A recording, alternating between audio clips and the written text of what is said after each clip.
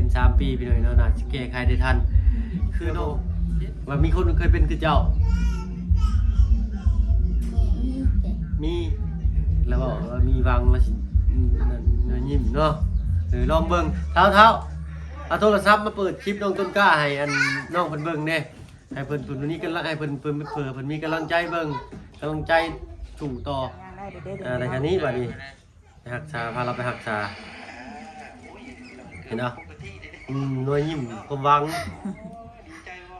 เสื้อบ่โอ้ยขอบมุกขอบใจหลายๆเจ้าเอ้าค้าขายร่ำรวยเจ้าสาธุโอ้ยมาท้องยืนได้มากอก2 มื้อที่มากที่มากอกโอ้ยมีอยู่เอ้ยขอบใจหลายๆเนาะโอ้ยไว้ตั้งเกี่ยวมื้อแรงสบายดีเด้อเจ้าสบายดีเนาะค่อยมีชื่อว่าเบาเพิ่งเคยละเนาะเจ้าชื่อว่าเซาติงบ่อายุจักปีแล้วเจ้า26เนาะโอ้เป็นน้องข่อยปี1ได้เนาะก็นั่งคันไปเลยโอ้คานไปพี่น้องเนาะงับออกมาดิจากคานลงมานี่คันออกมานอนอยู่หลุมบ่สติงพี่น้องเนาะกลับทักทายเด้อพี่น้องเด้อเนาะชีวิตจะปูทุกคนจังซี่นี่เนาะคอยได้สิบล่มบ่พี่น้องเนาะเฮาไปจากหูเพิ่นสิย่างได้สำใดเพิ่นสิซอยตัวเองได้สำใดเมื่อยบ่ปกติแต่ว่ามันหักไปไวบ่ได้เนาะเอาเสียงเพลงก็ดังซ้ำพี่น้อยเนาะเดี๋ยวใจเพิ่นพาเขาไปได้เฮือนก่อนว่าสิหายบ่เนาะเอาตั้งมุกตั้งใจมาหาเพิ่นพี่น้อยเนาะมื้อนี้นะมากับแม่น้องอินเตอร์เพิ่นพี่น้อยเนาะสบายดีน้องแม่น้องอินเตอร์เพิ่นกับปะลูกไว้อยู่ในน้ำใหญ่พุ่นจังซี่เลยเนาะเพิ่นบ่ได้เป็นมาแต่เกิดเด้พี่น้อยเนาะถ้าว่าเพิ่นสิเว้าหลายเด้อพี่น้อยเนาะคลิปนี้เพราะว่าเสียงของเสียงกองมาพี่ลึกนี่เพิ่นมานั่งอยู่บนนี้เอาเนาะเอาถอดไปถอดเอากุญแจรถไปเลยเฮ้ยรถน่ะเลยก็เอาอันนั้นมานำ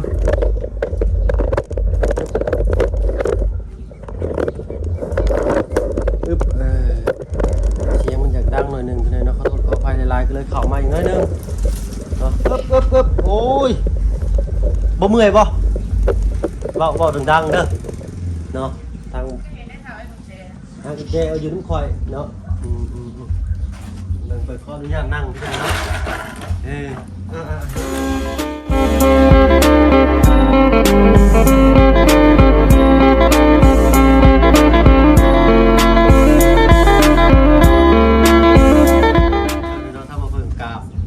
เนาะพี่น้องเด้อกับทักทายสบายดีผู้ใหญ่ใจดีและFCเบิร์ดทุกท่านที่เข้ามาหาชมช่อง YouTube บ่เพิ่งเคยหลายคือเก่าเนาะบ่ว่าฝั่งไทยฝั่งลาวและก็ทั้งฝั่งต่างประเทศก็ยินดีต้อนรับเข้าสู่ช่อง YouTube บ่เพิ่งเคยหลายเช่นเคยเนาะเอามื้อนี้พาทางปลุง FC เข้ามาเบิ่งตามคอมเมนต์ตามที่เพิ่นคอมเมนต์มาบอกว่าอยากให้มาเบิ่งน้องผู้หญิงอยู่บ้านดงคันคูเมืองจำพรแขวงสะหวรรณเขตเท่านี้แหละพี่น้อยเนาะบ้านนี้เป่าพึ่งก็ได้ไปมาหาสู่ดูอยู่ดอกแต่กับบริหูไปนะจนว่ามีปลุง FC เพิ่นคอมเมนต์เข้ามาว่ามีผู้อยากขอความช่วยเหลือทางบบุญสารวัตรเนี่ยเนาะแต่ทางบบุญสารวัตรก็พอดีเว้าเลยก็ได้ทางบ่พึ่งก็เลยเอาข้อมูลว่าเพิ่นขอความช่วยเหลือมาทางคอมเมนต์ได้ให้บบุญน่ะมาเบิ่งเนาะบบุญสารวัตรแต่เพิ่นก็ยังอยู่เซโปนมันยังบ่ว่างไปเนาะทางบ่พึ่งก็เลยถือว่ามาบ้านแล้วมันก็บ่ได้ไกลก็เลยแวะเวียนเข้ามาเบิ่งก่อนฮ้อนเนาะเอาชื่อเล่าชื่อชาวติ่งเด้อพี่น้องเด้ออายุ26 ปีเนาะเล่าก็เคยไปเห็นงานอยู่ไทยเหมือนปะไปเห็ดจักปี10 กว่าปีเคยมีขอบมีกลัวปะอัดเสียงเป็นโคยเท่ายักษ์ประมาณนี้เนี่ยเนาะเอาผมมีไม้เขาไปไลน์หน่อยเนาะเมื่อยบ่เวลาเขาเว้านี่หรือว่าบ่ได้เมื่อยมันตกได้จะเข้ามาอีกก็ได้ประตูชาติไปได้นั่งจังซั่นเลยแต่ว่ายับเขาอีกเขาอยากจะตกไปข้างนั้นเนาะอยู่กันจะคนกับสติอยู่กัน3 คน3 คนน้องชายบ่ ที่แม่ตู้เพิ่นเว้าเพิ่นสิขายขนมมุกนั้นแล้วก็มีพ่อเฮ็ดนาอยู่บ่ เนี่ยอะไรกันล่ะ โอ้ร้านเอาไว้ก่อนพี่น้องเนาะว่าเรื่องนี้ก่อนเด้ขนมมุกเขาเอามาสู่แบ่งคือเพิ่นกินเอามากินเอามื้อนี้ถ้าว่าเพิ่งชื่อว่าบ่เพิ่งเคยล่าเด้อเนาะเจ้าก็ติดตามอยู่แต่ว่าเบาลี่เบาเตียงเบาบุญสารวัตรเบาจันติดตามเนาะแต่เรายังบ่ฮู้ชื่อบ่ฮู้แต่ข่อยพี่น้อย เอาบ่เป็นหยังพี่น้อยเนาะก็เป็นนั่นส่วนหนึ่งในทีมงานนั่นแหละเนาะอ้อนพี่น้อยเนาะตัวเหือเอาแค่สิเบิดอยู่เนาะเอานี่ขนมมุกเด้อเอาไว้กินเด้อโดยแล้วก็มีน้ำทางว่าเพิ่งก็มีเลยเนาะก็เอาได้พอได้เอาไว้อยู่ไว้กินเล็กๆน้อยๆลูกโบราณเลยเนาะเอาไว้แบบกินข้าวกินน้ำได้จะไปหาข้าวหาน้ำดูตรงนี้ จะพอแล้ว พออยู่เพื่อนป่ะตอนนี้อยู่เพื่อนป่ะตอนนี้ทางเพื่อนอย่าไปเล่นเนาะปวดเพื่อนกระซังเป็นยามนอนเนี่ยจะนอนอยู่นี้ไปจะเข้าห้องน้ำก็ทำคืนเลยจ้ะ ตอนนี้ มีโทรอยู่เนาะมาตื่นเช้ามาไพ่มาไหวมันยังไงบ้านนี่ ยังคอยคันได้ไม่เป็นเท่า แบบซอยเรือตัวเองว่าสั้นๆพี่น้อยเนาะเพราะว่าคนเฮือนก็มีแต่ผู้ชายเนาะคนเฮือนก็มีแต่ผู้ชายแต่เพิ่นเป็นผู้หญิงผู้เดียวบ้านนี้เนาะเพิ่นก็ต้องซอยเรือตัวเองอันคือข้าวน้ำเฮ็ดนาปีนึงได้จักกระสอบนะ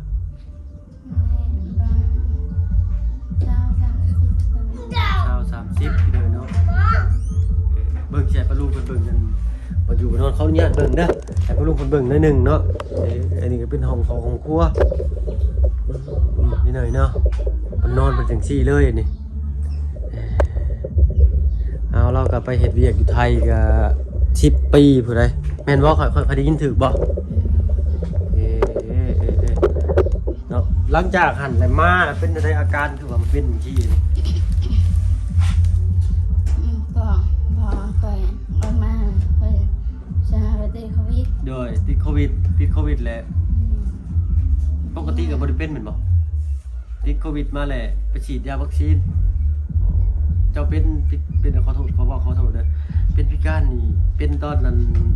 หลังจากโควิดบ่บ่ได้เป็นมาแต่เกิดเนาะเนาะยังบ่เคยมีครอบมีครัวเราก็ได้สรุปว่าไปกรุงเทพตั้งแต่อายุ16 ปีพุ่นติซะนี่ไปแต่อายุ16 ปีพี่น้อยตอนนี้เพิ่นอายุ26มาเป็นน้องบ่เพิ่งปีนึงก็ง่ายรุ่นราวคราวเดียวกันว่าซั่นซะเนาะบุกเบิกกรุงเทพตะกี้น่ะแต่ทางนี้นี่เพิ่นสิไปกรุงเทพน้อยกว่าทางบ้านบ่เพิ่งได้พี่น้อยเนาะเพิ่นนี่ยังว่าอายุ16 ปีบ่เพิ่งไปได้อายุ11 ปีลงเข้ามาเรื่อยๆเนาะยังก็เว้นก็กายมากินนี่แล้วก็นอนอยู่นอกเนาะเห็นแล้วก็สงสารแหละเนาะบ่ถือก็ไปก็บ่ฮู้ไปเลยเนาะเอาเนาะก็มาตามFC เป็นคอมเมนต์พี่น้อยเนาะมานำเบิ่งว่าเป็นแนวใดเนาะทางเฮาก็ช่วยได้บ่หลายดอกพี่น้อยเนาะก็เป็นกระบอกชิ้นนิดหน่อยเนาะเพื่อว่ามียาดอกยาดีเนาะต้องรักษาหางหมอกหางไม้เพื่อเพิ่นสิมีอาการแบบช่วยเหลือตัวเองได้หลายขึ้นกว่านี้นะเนาะอันนี้อยู่กับพ่อกับน้องชายเพิ่นเป็นผู้หญิงผู้เดียวบัดเฮ็ดของอยู่ของกินได้ไปเฮ็ดให้กินซะ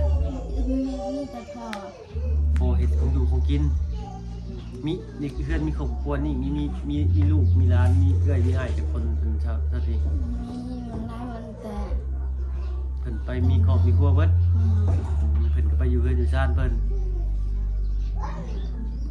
ถามชาวบ้านมาอยู่พุ่นว่าขอโทษขออภัยในสติงเด้อผู้เป็นแม่นี่เสียแล้วเนาะว่าขอโทษเด้ออะไรบัดนี้แหละเพิ่นก็เป็นคือเจ้าบ่คนผู้เป็นเอื้อยของแม่เจ้าก็เป็นญาติเจ้าเป็นคือกันเด้อพี่น้องเด้อเนาะเพราะว่าเป็นคือกรรมพันธุ์บ่ได้เด้อใดนี่แหละเนาะทางชาวบ้านได้ยินชาวบ้านเพิ่นเว้าถามคนทางเข้ามาได้ถามหาเงินเพิ่น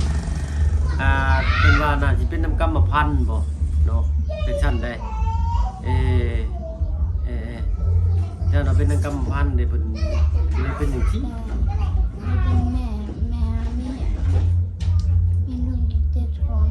มีลูกมีลูก7 คนอยู่ทำอยู่เพื่อนมีแต่2 คน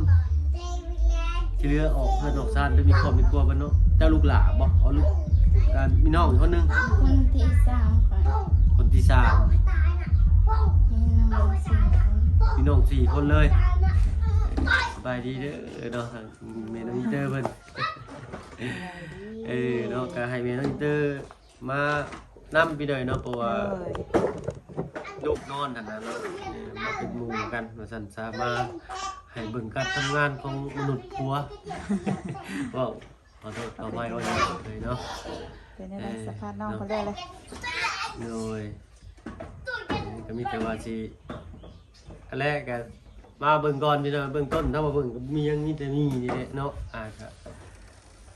แห้งเขาเองนี่แหละซอยกันพี่น้อยเนาะเอาก็มีบ่หลายมีหน่อยก็ซอยน้อยมีหลายก็ซอยหลายเนาะบ่คือช่วงก่อนๆพี่น้อยเนาะเพิ่นมีทุ่งยัง2ทุ่งยัง4เนาะเฮาก็ทำเฮานี่แหละพี่น้อยเนาะเอาแต่ว่าลุง FC เนาะมียาดีบ่หรือว่าวิธีใดที่ว่าเบิ่งแล้วมันสิเป็นตาหายตายังก็คอมเมนต์เข้ามาพี่น้อยเนาะพอสิช่วยเหลือน้องเพิ่นได้ให้ช่วยเหลือตัวเองได้หลายกว่านี้ขึ้นกว่าเก่าหั่นนะ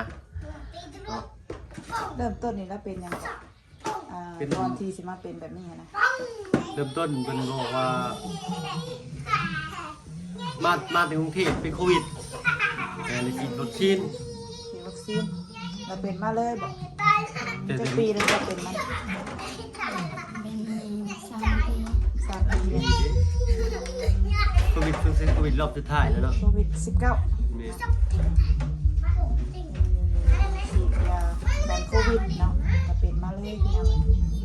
หัวเกี่ยวกับยาหรือบ่ บางคนกับผมร่วงหมดน่าสิบ่แม่นดอกเนาะเพราะว่าคือเอาถามมาแหละว่าชาวบ้านเพิ่นก็ว่าทั้งแม่เพิ่นก็เป็นเนาะทางญาติเพิ่นก็เป็นอีกเนาะแต่ว่ามันสิเป็นเนาะมันสิมีบ่เนาะโรคกรรมพันธุ์แบบว่าเป็นโรคนี้นะเนาะก็ถามที่ผู้ฮู้ไปเลยเนาะว่าโรคนี้เป็นโรคหยังนะอยากให้ว่าแนะนำกันเข้ามาไปเลยเนาะว่าพอสิมีวิธีรักษาบ่เนาะให้น้องเพิ่นย่างได้คนนี้เป็นดีนะเนาะเอาไปเลยเนาะก็บ่อยู่บ่เช้าเพิ่นมีกินข้าวกินน้ำก็กินเองได้เนาะเองได้อยู่ไปเลยเนาะแต่เฮ็ดอยู่ให้กินบ่ได้ จะพอ ตัวพ่อเฮ็ดให้กินแต่ก็ยังดีอย่างหนึงอยู่เพิ่นยังมีพ่อแล้วก็มีน้องเพิ่นยังเฮ็ดให้เฮ็ดนาอยู่เนาะก็ได้ข้าวก็ได้บ่หลายแล้วไปเลยเนาะได้พออยู่พอกินกุ้มบ่ปีหนึงนี่ข้าวกุ้มกินบ่ปีหนึง บ่เห็นหน้าเห็นหน้าปีหนึงกินฮอดโลกเห็นหน้าบ่กุ้มอยู่เนาะ ปีนึง2 ปี อ๋อเห็นหน้าตั้งเห็นหน้าปีหน้าแซงพี่หน่อยเนาะทั้งเทื่อเพิ่นก็กุ้มกินอยู่สรุปว่าทั้งพ่อกับน้องชายบ่ได้พักบ่ได้เช้าเลยเฮ็ดหน้าพัก 2-3 เดือนแล้วก็เฮ็ดหน้าปีแล้วก็เฮ็ดหน้าปังสิได้เนาะโอ้เสียงเพลงก็ตึงๆจังบ่จักเสียงเพลงบ่จักเสียงกลาน้อยบัดนี้เนาะ เป็นเห็ดดอง เอากลาอย่าดื้อเด้ออย่าดื้อเด้ออย่าดื้อเด้ออย่าปากก้อนให้เฮ็ดเวียกก่อนเด้อเนาะเอาห้ามเพิ่นบ่ได้ดอกเป็นเด็กน้อยตามภาษาเด็กน้อยเพราะว่าปกติเพิ่นละเนาะเพราะว่าเพิ่นบ่ว่าบัดยามลุกขึ้นมาก็เข้าไปอาบน้ำล้างหน้าแปรงฟันนี่ก็ไปคือสิเห็นอยู่เลยเนาะสมมุติว่าบ่มีลาวจับนี่คิดนี่เฮ็ดได้ไปนี่ ท่านไป ทานไปเลยทานเอาตามพื้นนี่แหละเอาเนาะถ้าว่าบรุงเอฟซีมีความคิดความเห็นดีๆเราหรือว่าคำแนะนำดีๆก็คอมเมนต์กันเข้ามาพี่หน่อยเนาะทางเฮาก็สิลองเบิ่งเนาะอยากให้น้องเพิ่นลองเบิ่งกันนะขออนุญาตเอิ้นน้องเนาะเพราะว่าเพิ่นอายุน้อยกว่าเพิ่นปีหนึงพี่หน่อยเนาะแต่ถ้าว่าเพิ่นเอิ้นชาวติ่งก็ได้เพิ่นจ้าเนาะถ้าว่าเพิ่นก็เที่ยวที่นู่นแหละบ้านแต่ว่าบ่ฮู้ได้พี่หน่อยเนาะเพิ่นทางก็มาเป็น3 ปีเนาะแล้วก็มาอยู่บ้านเลยเลยก็เป็นเลยตะกี้เฮ็ดงานหยังชาวติ่งอยู่ไทยเคยเฮ็ดงานหยังเนี่ย งาน หน่วย งาน ร้านอาหารเย็บผ้าโอ้หรือก็มีอย่างอีกจำนั้นหรือว่าจื้อบ่ได้จื้อบ่ได้จื้อได้แต่ว่าอันนี้คือสิเฮ็ดล่าสุดพี่น้องเพิ่นยังจื้อได้อยู่เฮ็ดงานเย็บผ้าแล้วก็ร้านอาหาร2อย่างเนาะนี่เป็นบ้านดูกันครูไปเลยเนาะเอามาพูดเข้ามากับบุญมียังมื้อนี้มาฝากตอนนี้จะมีกับขนมมุกเด้อเนาะเอาไว้เพราะว่าตื่นเช้ามาทางทุกพ่อทางน้องข้าวไปไถหน้าบ่ได้จับคนละห่อ2ห่อไปทิ่มชะน้ำร้อนก็พอเป็นเท่าไปอยู่เดือนนึงเนาะเอานั่งเดินกินแล้วก็พอมีอยู่พี่น้อยเนาะก็ท่านเท่าเพิ่นก็สิขอตัวลำลาก่อนเนาะเพราะว่าป้าลูกไว้กับทั้งแม่อยู่เรือนจนเพิ่นให้เพิ่นตื่นมาเพิ่นบ่อยู่เนาะเจ้าก็สู้ๆเด้อเนาะเป็นกำลังใจให้เอาเราก็หากันเป็น3ปีพี่น้อยเนาะน่าสิแก้ไขได้ทันคือน้องเคสเดี๋ยวนี้นี่เชื่อบ่ว่ามีคนเคยเป็นคือเจ้ามีเด็กน้อยผู้ชายอายุ14ปีเอาไปห้องหมอเล่าเวียดเอาไปฟังเข็มเลยเพิ่นย่างได้คุมื้อนี้แม่นแล้วบอกว่ามีวังแล้วสิยิ้มเนาะลองเบิ่งเท้าเอาโทรศัพท์มาเปิดคลิปน้องต้นกล้าให้อันน้องเพิ่นเบิ่งแน่ให้เพิ่นวันนี้กำลังให้เพิ่นเพิ่นมีกำลังใจเบิ่งกำลังใจสู่ต่อเนาะเดี๋ยวสิให้เบิ่งเด้อช่องได้ก็ได้บักละอันจะเพิ่มจะพาลูกใช่ละนี่เราเลยนี่หนึ่งก่อนหาก่อนเท่าสต็อปไว้ให้ในบัตรหนึ่งคอยหาก่อนดีไว้หนึ่งมันแข็งจังมันไข่เองที่ไหนเป็นรอยเนาะมันย่างบ่ได้แต่ว่าแค่แล้วนี่คิดว่าเห็นได้อ่ะคนจุดจืดไปไวบ่ได้เห็นเนาะเจ้าเงินมาให้เจ้าเงินตัวเองได้ก็ไม่ได้เป็นมาแต่เกิดเนาะน่าจะเป็นนะอาจจะมีวิธีรักษาค่ะนะ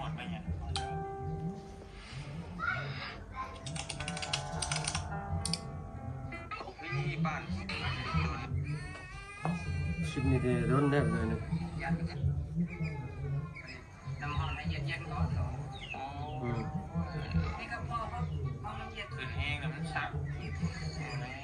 เราเป็นไข่เลย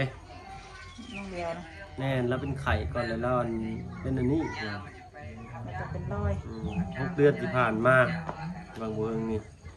มาเป็นย่างได้เด็ดๆแต่ครั้นี้บัดนี้ไปหักชาพาเราไปหักชาเห็นเนาะหน่วยยิ้มความหวังเสื้อปะอันนี้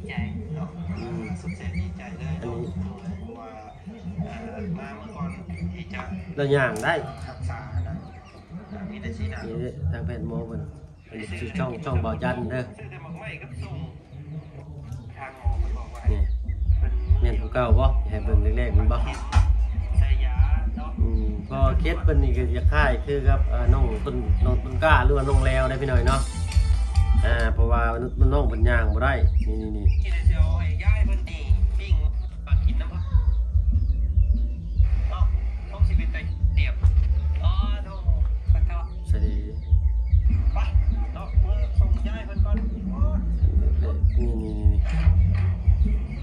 ตอนเอาไปนั่นถ้าลงเป็นขี้เลยเราบ่ได้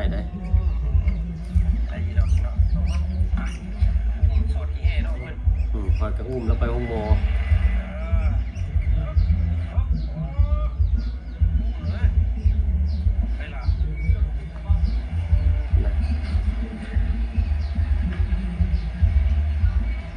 แล้วก็หักชามาเลยก็จะเช่าเจ้ากับสู้เด้อเนาะลาการอยู่5 กับ 6 ปีพี่เนาะน้องต้นกล้าอยู่16แต่ว่าให้ทางแม่เราจะเฮ็ดเวียกต่อเพราะว่าย่านเพิ่นอายุก็หลายกว่าน้องต้นกล้านั่นเนาะเส้นเอ็นทำมันก็ล้ากันยังกว่ากันเนาะแต่ก็น่าสิหายเพราะว่าแพทย์หมอเพิ่นคือเก่งได้เนาะคือได้เห็นแหละมีกำลังใจสูงบ่นี่เนาะ ตอนแรกๆได้เป็นอะไรซะนั่งนอนคิดบ่ว่าจิมมันสิหาย คิด เคยคิด เคยคิด ตอนนี้กินหืดกินยายังอยู่บ่ซะบ่ได้กินยายังบ่ได้รักษาหยังเลยมันบ่มีเงินซื้อยาบ่เป็นหยังเป็ดเพิ่นกินข้าวหลายเป็ดเอาเพิ่นได้เท่าเพิ่นจัดเป็ดกินข้าวเอาเป็ดก็ได้จอบกินข้าวแล้วก็ยังบ่ไหวอยู่ซ้ำเลยเนาะรอยยิ้มที่เปลี่ยนไปเนาะเห็นแล้วก็ถ้าว่าหายนี่สิเฮ็ดจังได๋ก่อนจะเฮ็ดหยังก่อน การให้เลย แม่น เสียกินไปพอสมัย สิช่วยพ่อช่วยแม่ช่วยพ่อช่วยแม่เฮ็ดเวียกพี่น้อยเนาะช่วยพ่อเพิ่นได้ใช้หน้าว่าซั่นซะหาเงินหาคำนั่นแหละเนาะอายุเขาจะ6 ปีพี่น้อยน้องติ่งเนาะเอาถ้าว่าคลิปนี้มีประโยชน์หรือใดมีสาระอะไรก็คอมเมนต์กันเข้ามาเพื่อเป็นกำลังใจให้เนาะพี่น้อยเนาะอันนี้ก็ทางมาบุญมาให้มาเบิ่งก่อนเนาะมาเบิ่งว่าเป็นจังไดเนาะอาการเป็นจังไดมาผู้ที่คิดพ่อว่าเพิ่นก็เป็นประธานเบิ่งแล้วอาการเพิ่นคล้ายคือน้องแล้วบ่ได้เป็นมาแต่เกิดหรือว่าน้องต้นกล้าหั่นล่ะพี่น้อยเนาะแต่บัดนี้น้องเพิ่นก็สามารถหายได้เนาะเพราะว่าเขาหมอลาวเวียดก็ใช้เงินหนักอยู่ได้พี่น้อยเนาะเอาไปฟังเข็มเพิ่นนวดฟังเข็มให้อยู่เซโปนผู้หมอนี่ฮะเพิ่นเบิ่งคลิปครั้งแรกเพิ่นยิ้มไปเลยเนาะจู่ๆเด้อเนาะถ้าว่าเพิ่นเป็นกำลังใจให้เนาะชื่อข่อยไว้เด้อว่าบ่เพิ่นเคยละเนาะเอิ้นบ่เพิ่นมีชื่อก็ได้ข่อยเป็นคนมาคำเฒ่านี่มาคำเฒ่าอันมันข้อนี่ทั้งมอนนี่ใกล้ๆนี่หากไปเอาเมียอยู่พุ่นอยู่บ้านโคกอุชิโนบ่ได้เมียข่อยงามบ่งามเนาะเพิ่นชื่อว่าสาวคำนางเนาะข่อยขี้ไล่ๆก็ได้เมียงามเนาะ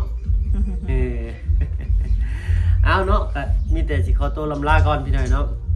เอาแต่ว่าที่ได้ก็ฝากเฮ็ดตั้งน้องติ่งเพิ่นนำพี่น้อยเนาะน้องแล้วก็หายแล้วน้องเพิ่นเคยใช้ชีวิตปกติมากอะ